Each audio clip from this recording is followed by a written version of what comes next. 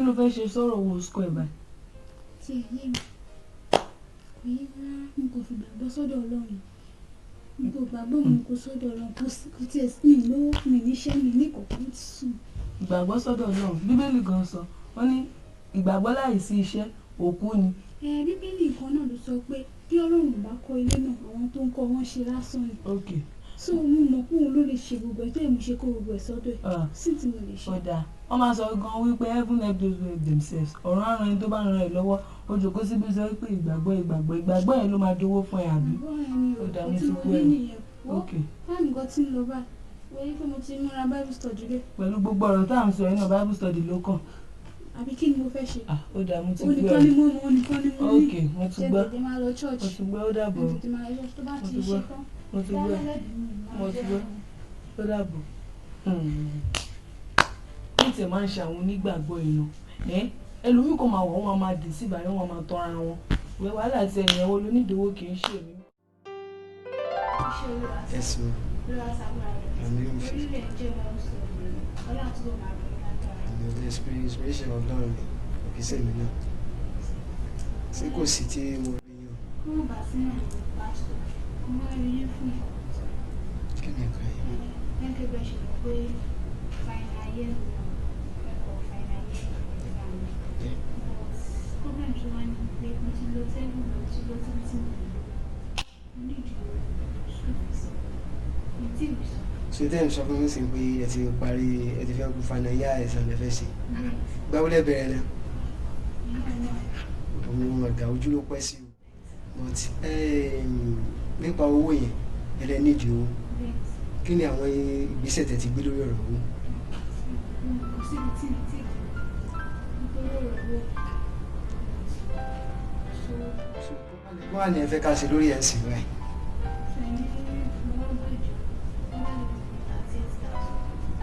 38,000 owó ni kò sí nǹkan tí ọlọ́run lè ṣe ṣùgbọ́n nǹkan kan wà tí mo fẹ́ sọ fún yín lórí owó yẹn kò kí ṣe pé bóyá ọlọ́run nìkan ló lè ṣe èèyàn lágbára ẹ̀ mo bá ní pé màá fún yín lówó yẹn nínú ti ara irọ́ ni mò ń pa fún yín ṣùgbọ́n mo ń gbàgbọ́ pé kò sí nǹkan tọ́lọ́run lè ṣe mo á fẹ́ fi nǹkan kan bí àṣírí sọ fún yín lónìí ẹ̀ẹ́kẹ́ mi ẹ̀yẹ́ mi sẹ́mi pé ní church wa ó jẹ́ church àwọn ọ̀kan lára àwọn church tó tóbi jù ní àgbègbè sọtẹ́yìn náà mọ̀ nǹkan tí wọ́n fẹ́ sọ fún yín lórí ẹ̀ ni pé lórí ọ̀rọ̀ ara mi ni o ni pé bí church ṣe wà yìí church wa owó tí ń san fún ẹgbẹ̀rún mẹ́wàá péré 10,000 naira bẹ́ẹ̀ bẹ́ẹ̀ ṣé ní ọ̀sẹ̀ ni àbí. lóṣù iye tí mò ń gbà lóṣù nìyẹn bẹ́ẹ̀ ọlọ́run ló ń bá sí ọlọ́run èyí wá kọ́ ni problem èyí ò kì í ṣe problem rárá èèyàn lè lówó lọ́wọ́ kí wọ́n decide láti ná 10,000 naira fún pásọ̀ tí ó ti pásọ̀ bá gbà but problem bẹ̀ ni pé oṣù mẹ́jọ ni wọ́n jẹ́ mi lówó ẹ̀ báyìí tí mi ò tí ì gba sálárì bẹ́ẹ̀ni mi ò tí bẹ́ẹ̀ni 80,000 mi ò tí ì gba sálárì ọlọ́run ni kò kí ṣe ní bó bá ó kọjá ìmọ̀ kọjá ọgbọ́n àti òye mi sùn ọlọ́run so fún díẹ̀ yìí tẹ béèrè lọ́wọ́ mi ẹ jẹ́ ká lọ fi sí àdúrà nìkan la lè gbà lórí ẹ̀ so kọ́lọ́run wa lánàá báyìí lórí ẹ̀ èmi náà ò ní dákẹ́ ó máa bá yín fi lo àwọn kọ̀ọ̀kan tó bá yẹ kí n bá sọ̀rọ̀ lórí ẹ̀ so ọlọ́run adébà fún wa so ojú báyìí so ẹ tètè máa lọ sílẹ̀ torí ẹ̀ ti sùn.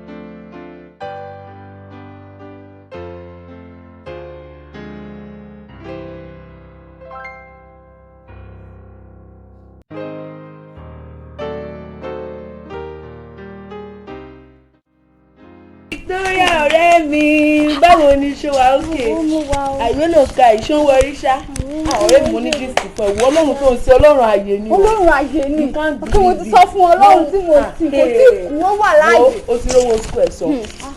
sọpọ lọ. bẹ́ẹ̀ ni mo sọ fún ẹ. owó school. o ti rówó school ẹ̀ sọ 38,000. bẹ́ẹ̀ ni mo sọ fún ẹ wo. ṣé olówó yẹn ni àbí kí ló ṣe. òkú rówó yẹn iṣẹ́ kan ni mo rí 50k just one day. 50,000 naira. 50,000 naira just one day bẹ́ẹ̀ ni mo sọ fún ẹ. jókòó ọ̀rẹ́ mi jẹ́ kí n gist ẹ̀ tù wo àwọn company ọkọ̀ ní dẹni tó máa bá àwọn kọrin fún advertisement ni mo dẹ̀ mọ̀ pé wọ̀ ọ̀rẹ́ mi ọ̀gá akọrin ní ọmọ orin kan àwọn ní highlife yẹn nǹkan tó kéré jù ti bá ọmọ bọ́ ẹ̀yìn kọ́ dáadáa ìyẹn ló kéré jù ìyẹn ló ní ìdẹ̀ fún tó bá ti lè kọrin wo gbàgbé 50,000 yẹn bá wọn máa kó fún ẹ̀yìn ká. àṣé o mi ṣe wá ní ṣe company wo wá ní. àwọn company kan tó ń bí ọtí ni àwọn confam gin wọ́n máa ń ṣe ọtí gin oríṣiríṣi wọ́n kàn ní dẹni tó máa bá wọn ṣe advertisement just one day ọjọ́ kan yẹn náà ni 50k. mo ṣe opportunity yẹn báyìí mo ní àwùrọ̀ mi ìfẹ́ pé kí n tètè máa bọ̀ wá bá ẹ a lè rí ìgbà ẹ máa ṣẹ́tù owó square. yẹn kéré báwo ni mo ṣe máa ṣe táwọn èèyàn fún ó mọ̀ pé àtúnṣe àìmú popular o. gbogbo ẹ ni mo ti rò lọ́pọ̀lọ́ mi gan kí n tó máa bọ̀ wá báyìí face cap la máa ra máa ṣáàtì face cap bẹ́ẹ̀ ni mo sọ fún ẹ tó bá ti lo face cap bẹ́ẹ̀ nobody tó máa recognize ẹ kò sẹ́ni bọ̀ tó máa dẹ́ ẹ mo sharp gan o. ìwọ náà mọ rẹ tó ní ẹ máa ṣe. ẹ kí ló tún á ṣẹlẹ̀ kí ló tó díẹ̀ tó fi dàrú báyìí kí ló ṣẹlẹ̀ ṣùgbọ́n kí ni. mo ṣe mọ̀ pé wọn baptist. ẹ mú mọ àjọ mi náà. àwọn tó máa ń ṣe ọtí tó máa ń mu ọtí yẹn kò yẹ ká dá wapọ̀ mọ́. ọ̀rọ̀ ló sọ. kò tó tún ṣe mí nìyẹn bá yẹ pé ká ti kọrin ní 50k owó tí mo tẹ̀ ní ìdòwò yìí 50k tí wàá ní ṣe but condition tó wà bẹ́ẹ̀ lọ́wọ́ ó mú mi gan. má tẹ̀ bínú jàre rẹ̀ mi mo ti fẹ́ gbàgbé mi mo ti gbàgbé pé òkè ilé ìtumọ̀ àwọn lọ́tí sórí bínú kò jòkó sí ọ̀rẹ́ mi ṣó ti gbọ́ àwọn ogun ọrùn yẹn báyìí gáràmù ìgò ló ń gbé bọ̀ wọ́n máa bẹ́ẹ̀ kó gbogbo owó yẹn sínú ẹ̀ má ṣì yọ̀nù rárá jòkó síbi ṣó ti gbọ́ ó ṣe bẹ́ẹ̀ ni pé gbàgbọ́ ẹ̀ náà kọ́ làjọ gbà àwọn ọmọ ọjọ́ nítò ìbọn mi odidi 50,000 naira kó tún ṣe 50 ó máa rí change just one day kì í ṣiṣẹ́ oṣù kan one day péré ó tún kàn pé jòkó síbẹ̀ ó ṣe tó bá. má ṣe báyìí mo fẹ́ rówó ìbá olóò máa ràn mí lọ́wọ́.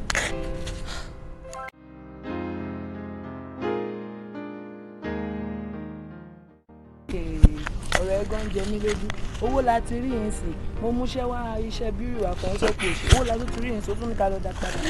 ó rí pé owó ìgbọ̀n ṣòwò wa àríyé ni ẹ ṣe bá rí yé ní àjìnà. id card ẹni tó dẹ̀ ní ó dẹ̀ wà ń bẹ̀. i'm so fucking wet kí la máa ń ṣe sí yẹn. a máa lọ dá padà fẹ́ tó ní. ká lọ dá padà ìwọ tó mọ̀ ń po ní ìdòwò 50,000 naira òkè orí id card tó yẹ kó yọ nǹkan tó fẹ́ yọ kó lo owó tó fẹ́ lo sọ pé ká lọ dá padà ẹ̀yìn ọkàn mi ò ìwọ ló kúkú ní ìdòwò kì í ṣe. àdápadà ni o àdápadà bọ̀ tí id card ẹni ẹ ti wà ń bẹ̀ tẹ́ pa tí mo ní one of our lecturer dẹ̀ ká ló dá padà fún mi sí. kò sí wàhálà mi ti gbọ́ ẹ o. ṣé máa tẹ̀lé mi lọ. ìtẹ̀lé ti wá jẹ́ kódà máa tẹ̀lé.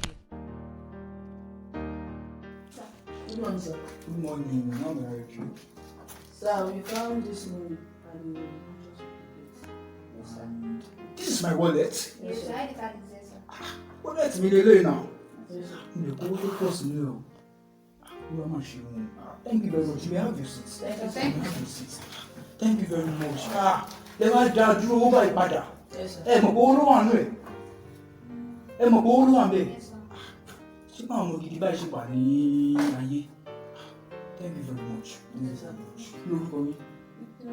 Victoria. Victoria what? Ọlátító. Okay. How about you? I'm Dorcas. Lucas. Okay. Department wo lẹ́yìn méjèèjì wa? Science. Science. Okay. Ẹni mọ̀ mi. How department wo? Abẹ́ mọ̀ mi? Yes, sir. Okay. Thank you very much. Yes, sir. Thank you very much. Actually, mo ti ń prepare for me lecture. I have lectures by 10 and I have to be there on time. There are no students here. That's me. You know, I'm very much now. And my lecture, I'm actually to Sir, we have a little problem, sir. Okay. You can go. Please show me. Actually, it was my friend that found the money. Okay. But She has a little problem. concerning what? Problem. I'm suffering with me time. I have to be in class now.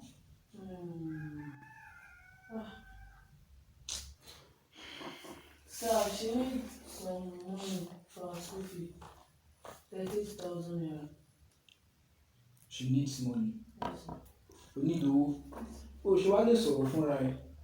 Oh, no, but it's so. As I was saying, any class you go see art departments. Hey, no level on art. Not at all, sir. And you must say, you go there and ask Professor Kofoborola, you know, ṣé bí mo ṣe wà yìí I have policy I'm a man of policy èmi dẹ̀ ni mo kàwé jù ní department bó ṣe wà yẹn ẹ lọ bèrè mi bẹ́ẹ̀. There is one thing in life tẹ́mi believe pé Ọlọ́run bó ṣe wà yìí kò ṣe bá kà ẹ̀yin náà mọ̀ bẹ́ẹ̀. Ó ti dá everybody pẹ̀lú ohun tí everybody need mo ṣe wà yìí ó ti dá mi pẹ̀lú nǹkan tí mo máa ní tí ọ̀fìn jẹ yín bẹ́ẹ̀ ṣe wà yìí ó ti dá yín pẹ̀lú gbogbo tẹ need tí ọ̀fìn jẹ yín gbogbo everybody we only need to work towards it. Mo hate kí èèyàn máa tọ owó mo ṣe wà yìí mo dẹ̀ hate kí èèyàn máa jalè nǹkan méjì yẹn àwọn ọmọ mi mọ̀ mi they know me very well mo hate ẹ̀ gan I detest it. So torí pé bá mi lówó sí báyìí ẹ ti fi pé you can use that opportunity to come and start begging for money it's not good. Ọmọ gidi ní now you are good looking what is no. But èmi ò rí yá Báramúre jẹ ṣáà on my own owó ilé yìí o is meant for my son's birthday ọ̀la ní birthday ó máa clock $20 tí bá ti close the scene máa lọ get phone brand new phone fún. Happy birthday. Thank you very much but still no let me find you something àtọ̀ kí ẹ má kàn jẹ Báramúre jẹ kẹ má rí ijọ́ mi kẹ má lẹ́ ìgbé wá. Okay. Ìgbà kò fi owó náà gbà kò fi minerals kò lè fi gẹ́ẹ̀tì ìdára that's $200 naira. So alright so kẹ lọ hustle fún owó alright tó dábàá. Ọ̀rẹ́ mi rẹ̀ ni.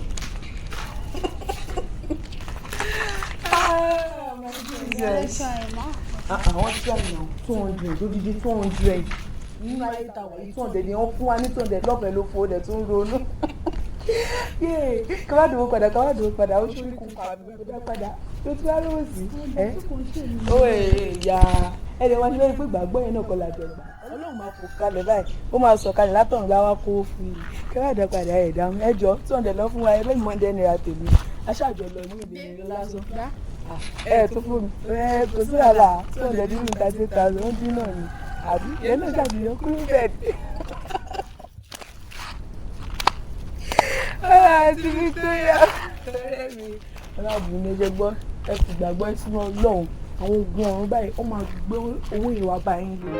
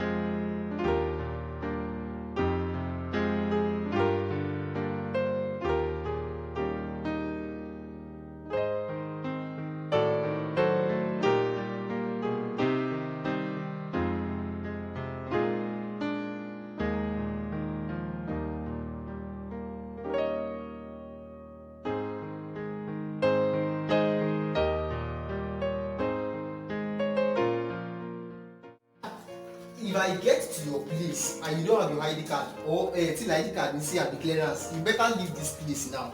Please, I don't want problem. Where's your clearance? Okay.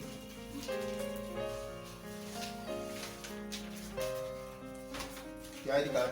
So, this is my box, sir.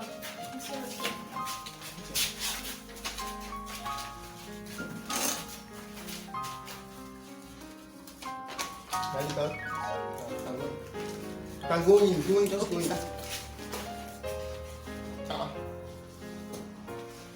This is last year clearance. But what is the meaning of all this now? Mr. Commissioner, we never today arrange. We have a lot of things to do now. Sir, Anytime, there's no time. We don't let everybody go and sit down. Check the clearance now. We don't have time. Bring all this gift to me when you are two, okay? Okay, sir.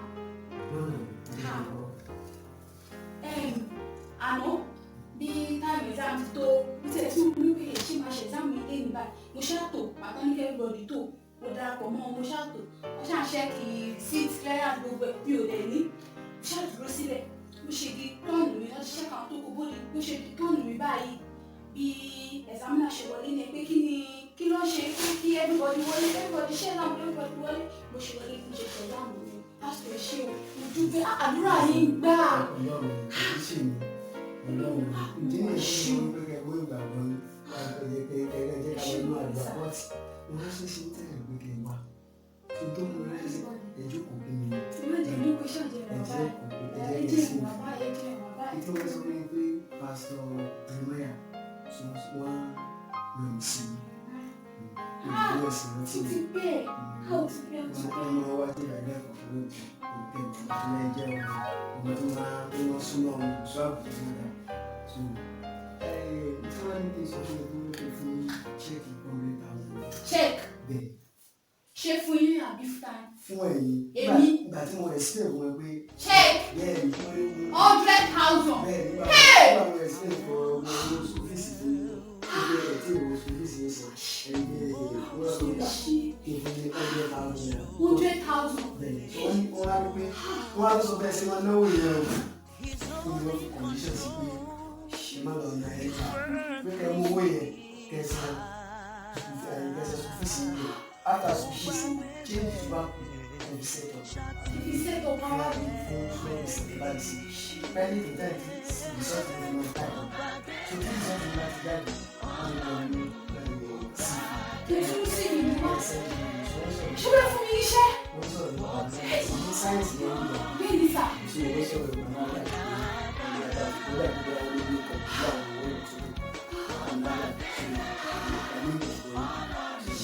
Ọlọ́run tó ń ṣe lẹ́yìn ayé láti ìwà láti ìṣẹ́ ìwé mo máa ń fẹ́ sọ̀rọ̀ fún yín o irú nǹkan bá wọ̀n ẹ̀yìn sí tó ní wá sójú ọ̀nà yín ẹ̀dúró ilé ìgbàgbọ́ yín tó ìdánwò yín adé àbúrí ẹ̀ ní ọdún ṣoṣo ẹ̀ ní ìdí sọkún rárá orí àgbègbè kẹ́mọ́ ọkọ̀ sọ́rọ̀ ẹ̀ máa dúpẹ́ lọ́wọ́ Ọlọ́run fún ilé ńláńlá tó ṣe nínú ayé ilé ìgbàgbọ́ yín torí pé Ọlọ́run jẹ́ ara rẹ̀ èyí jẹ́ testimony fún others láti pe aṣáko ìṣàkó tó ti nà padà wá sí òfin ìdílé ní ìgbàgbọ́ ṣé fún àdúrà yín gbogbo gbà. Gbàgbé rẹ̀ ṣáàtì gbẹ́kẹ̀ rẹ̀ lé.